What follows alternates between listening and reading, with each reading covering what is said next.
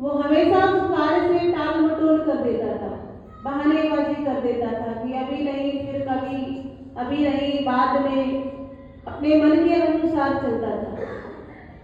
एक दिन रात के समय में साधु महाराज जी अपने कमरे में विश्राम कर रहे थे और पास में ही वो शिष्य भी विश्राम कर रहा था।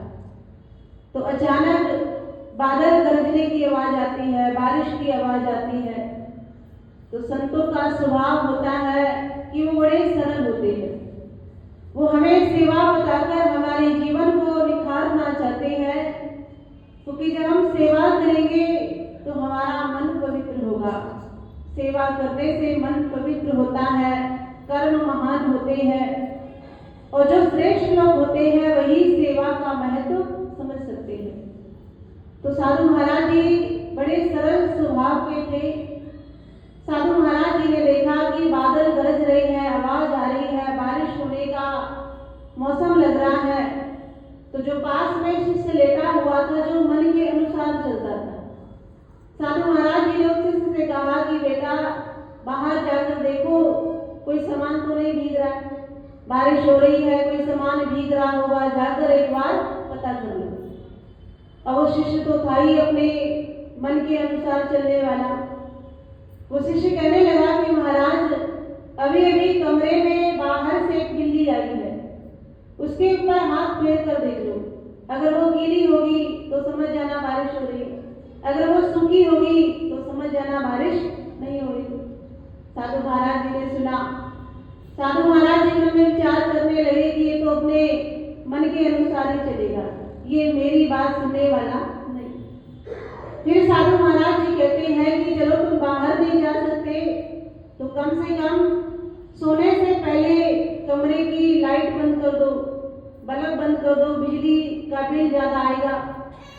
अब वो शिष्य कहने लगा कि महाराज आप अपनी आंखें बंद कर लो, आपको पता नहीं चलेगा कि लाइट जल रही है, बल्ब जल रहा है। साधु महाराज जी इसकी ऐसी अटपटी बातें सुनकर बड़े हैरान कि कैसा शिष्य है कि मैं इसे सेवा बता रहा हूँ, ये उल्टा मुझे ही समझा रहा है कि मुझे क्या करना चाहिए। फिर साधु महाराज जी कहते हैं कि भाई कम से कम कमरे का दरवाजा तो बंद करके सो जाओ, कमरे का दरवाजा खुला है। अब वो शिष्य कहने लगा कि महाराज आपने मुझे 2 काम बताए, मैंने दोनों काम अपने अनुसार कर दिए, अब ये तीसरा काम अपने आप कर लो, मैं उठने वाला नहीं हूँ। तो आज कलिकाल के मनुष्य की दशा भी ऐसी है कि हमें जीवन में सेवा का मौका मिलता है, पुण्य कमाने का मौका मिलता है, पर हम क्या करते हैं, हम अपने मन के मुताबिक चलते हैं, मन के अनुसार चलते हैं, हम संतों के वचनों के अनुसार चलते नहीं। और जब तक व्यक्ति संतों के वचनों के अनुसार नहीं चलेगा तब तक व्यक्ति अपने जीवन में महान बन सकता नहीं। चाहे वो कितना भी सत्संग सुन ले, चाहे वो कितना भी संतों के समागम को प्राप्त कर ले, वो अपने जीवन को उत्तम श्रेष्ठ तभी बना सकता है जब वो संतों के वचनों पर अपने जीवन को चलाता है। जिस प्रकार हनुमान जी ने प्रभु श्री राम जी की सेवा करी, हनुमान जी को भगवान ने सेवा सौंपी कि जाओ और जानकी जी का पता लगा कर आओ। तो हनुमान जी मन में विचार करते हैं कि अगर हम इस सेवा में सफल नहीं हुए तो लौटकर अपना मुख भगवान को नहीं दिखाएंगे। भगवान के सामने हम तभी आएंगे जब इस कार्य में, इस सेवा में हम सफल हो जाएंगे। तो समुद्र के किनारे बैठकर हनुमान जी, सुग्रीव जी, नल नील जामंत जी सभी अपनी अपनी शक्तियों का अनुमान लगा रहे हैं, सभी सोच रहे हैं कि क्या किया जाए। इतना विशाल समुद्र है, इस समुद्र को कौन पार करेगा, कैसे पार किया जाए। तो कोई कहता है कि मैं चलाक हो जाऊंगा पर लौट के नहीं आ सकता, कोई कहता है कि मैं तो इतना शक्तिशाली नहीं हूँ जो इतने विशाल समुद्र को पार कर सकूं। जामंत जी कहते हैं कि मैं भी अब वृद्ध हो चुका हूँ, मेरे अंदर भी इतनी शक्ति नहीं है। हनुमान जी भी विचार कर रहे हैं, सोच रहे हैं कि क्या किया जाए, क्योंकि सबने ये निश्चय किया था कि इस कार्य में अगर हमें सफलता नहीं मिली तो भगवान को अपना मुख दिखाएंगे नहीं। और जो जामंत जी थे वो बहुत पुराने थे, बुजुर्ग थे, और वो हनुमान जी की शक्तियों को भली भांति जानते थे कि हनुमान जी कोई साधारण नहीं है, हनुमान जी बड़े शक्तिशाली हैं और हनुमान जी के लिए संसार में कोई काम असंभव नहीं। तब जामंत जी हनुमान जी को उनकी शक्तियां याद दिलाते हैं। कहा, कहे रीछ पति सुनो हनुमाना, का चुप साध रहे बलवाना, सिया राम जय जय राम, सिया राम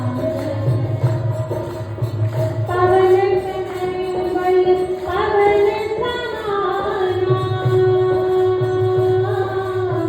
बुद्धि विवेक विज्ञान निधाना, सिया राम जय जय राम,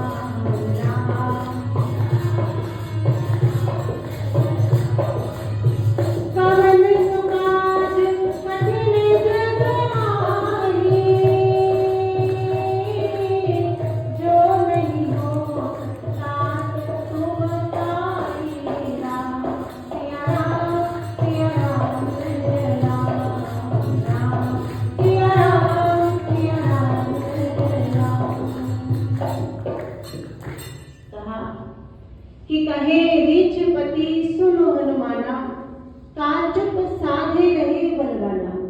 रीछपति अर्थात जामंत जी, और जामंत जी हनुमान जी को उनकी शक्तियां याद दिलाते हैं कि हे हनुमान जी, आप क्या चुपचाप विचार कर रहे हो, क्या सोच रहे हो। हनुमान जी से जामंत जी कहते हैं कि हे हनुमान जी, आप कोई साधारण नहीं है। आप कौन है? आप पवन पुत्र हैं, आप पवन की भांति उड़ना जानते हैं, आपके अंदर इतना बल है, इतनी शक्तियां हैं, आप इतने योग्य हैं कि संसार में कोई काम आपके लिए कठिन नहीं। कवन सो काज कठिन जग माही, जो नहीं होत तात तुम पाई, कि आपके लिए कौन सा ऐसा काम है जो कठिन हो, असंभव हो। आपके लिए संसार में कोई काम कठिन नहीं। और जब जामंत जी ने हनुमान जी की शक्तियां उन्हें याद दिलाई तो हनुमान जी को अपनी शक्तियों का स्मरण हो जाता है और वो तुरंत उस समय वहां खड़े हो जाते हैं और प्रभु श्री राम जी का ध्यान करके, ईश्वर को याद करके, परमात्मा का चिंतन करके श्री हनुमान जी एक ही छलांग में उस विशाल समुद्र को क्या कर लेते हैं? पार कर लेते हैं और समुद्र को पार करके लंका नगरी में पहुंचते हैं। वहां जाकर हनुमान जी ने देखा कि जो दानवों की नगरी है, रावण की लंका है, जहां केवल दानव ही दानव रहते हैं, राक्षस लोग रहते हैं, और राक्षसों की नगरी में, दानवों की नगरी में एक ऐसा अनोखा घर है कि उस घर को देखकर ऐसा प्रतीत हो रहा है, ऐसा मालूम पड़ रहा है कि अवश्य ही इस घर में कोई सज्जन व्यक्ति रहता होगा। क्योंकि हमारे घर की स्थिति बता देती है कि हमारे विचार कैसे हैं, हमारी धारणा कैसी है। अगर हमारा घर स्वच्छ है, साफ सुथरा है, तो इससे ये पता चलेगा कि हमारे विचार भी स्वच्छ होंगे, हमारी विचारधारा भी स्वच्छ होगी। और अगर हमारा घर स्वच्छ नहीं है, पवित्र नहीं है, गंदा है, मैला है, तो इससे पता चलता है कि हमारे विचार भी स्वच्छ और पवित्र नहीं है। हनुमान जी ने जब उस घर को देखा तो हनुमान जी को ऐसा एहसास होने लगा कि यहाँ कोई सज्जन व्यक्ति रहता होगा, क्योंकि उस घर के आगे एक तुलसी का पौधा लगा हुआ है और हनुमान जी को ऐसा संकेत हो रहा है कि अवश्य इस घर में कोई भक्त होगा, कोई सज्जन होगा। और हनुमान जी के मन में विचार आ रहा है, लंका निशाचर निकर निवासा, यहाँ कहाँ सज्जन परिवासा, सिया राम जय जय राम,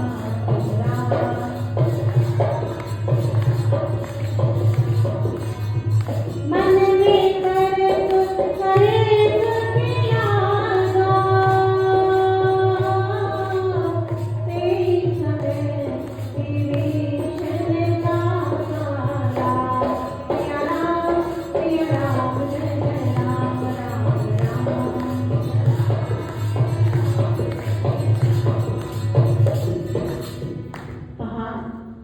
लंका निसीचर निकर निवासा, यहाँ कहाँ सज्जन कर बसा। हनुमान जी मन में विचार कर रहे हैं कि यहाँ कोई सज्जन व्यक्ति कैसे वास कर सकता है, कैसे रह सकता है। और उसी समय हनुमान जी मन में विचार ही कर रहे थे तो विभीषण जी अपनी कुटिया से बाहर निकल कर आए और विभीषण जी हनुमान जी को देखते हैं, संत को देखते हैं। तो हनुमान जी को देखकर विभीषण जी बड़े प्रसन्न हो जाते हैं, बड़े हर्षित हो जाते हैं, क्योंकि एक भक्त की पहचान है कि उन्हें संतों से बड़ा प्रेम होता है। माता सबरी को संतों कितना प्रेम था, मीराबाई जी को संतों से कितना प्रेम था।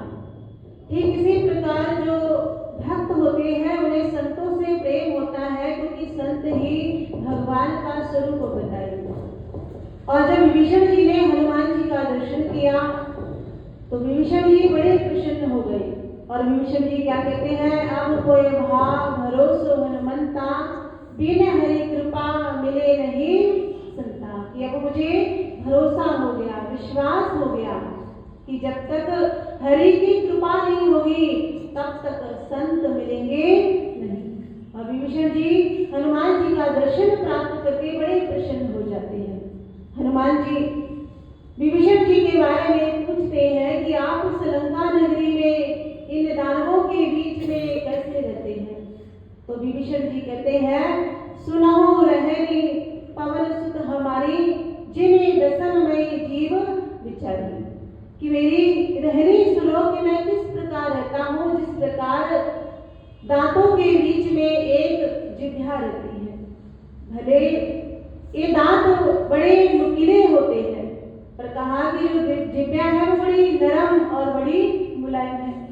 विभीषण जी कहते हैं कि मेरी रहनी भी ठीक इसी प्रकार है, जिस प्रकार दांतों के बीच में जिह्वा रहती है। एक बार विभीषण जी की शिकायत रावण से की जाती है और कुछ रावण के सैनिकों ने रावण को भड़काया कि आपके छोटे भाई रहते आपके राज्य में हैं, खाते आपका है, आपके महल में निवास करते हैं, आपकी नगरी में रहते हैं और गुण किसका गाते हैं, श्री राम जी का गुण गाते हैं। जब देखो तब राम राम का उच्चारण करते रहते हैं। और जब रावण को भड़का दिया तो रावण को क्रोध आ जाता है और रावण उसी समय विभीषण जी को बुलाता है और विभीषण जी से पूछता है कि आप मेरे राज्य में रहते हो, मेरी महल में रहते हो, मेरा ही खाते हो और गुण किसका गाते हो, राम जी का गुण गाते हो, ऐसा क्यों? तो विभीषण जी बड़े चतुर और बुद्धिमान भी थे, क्योंकि भगवान के जो सच्चे भक्त होते हैं उनकी बुद्धि बड़ी तीव्र होती है, बड़ी कौशल बुद्धि होती है, बुद्धिमान होते हैं। और विभीषण जी रावण को समझाते हैं कि हे भ्राता, मैं तो आपका ही नाम उच्चारण करता हूँ, मैं राम जी का नाम लेता नहीं।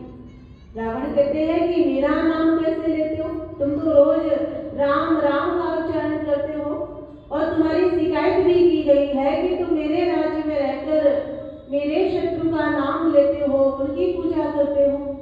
तो विभीषण जी कहते हैं कि नहीं भाई, ऐसा नहीं है, मैं आपका और भाभी का दोनों का नाम मिलाकर उच्चारण करता हूँ। अर्थात आपका नाम रावण और भाभी का नाम मंदोदरी। अब दोनों का नाम बोलूंगा तो बड़ा लंबा हो जाएगा, रावण मंदोदरी, रावण मंदोदरी। तो मैंने क्या सोचा कि पहला अक्षर आपका ले लेता हूँ और पहला अक्षर भाभी के नाम का ले लेता हूँ और दोनों अक्षरों को जब मैंने जोड़ दिया तो वो क्या बन गया, राम बन गया। और इस प्रकार मैं आपको ही याद करता हूँ। जब रावण ने सुना तो रावण का गुस्सा शांत हो गया और वो प्रसन्न हो गया। तो कहने का तात्पर्य कि इस प्रकार विभीषण जी लंका नगरी में रहकर प्रभु श्री राम जी की भक्ति को प्राप्त कर लेते हैं, हनुमान जी के सानिध्य को प्राप्त कर लेते हैं और हनुमान जी के माध्यम से विभीषण जी को समय के आए हुए महापुरुष प्रभु श्री राम जी का सानिध्य मिलता है, उनका दर्शन मिलता है और उनकी सेवा भक्ति करने का सौभाग्य मिलता है।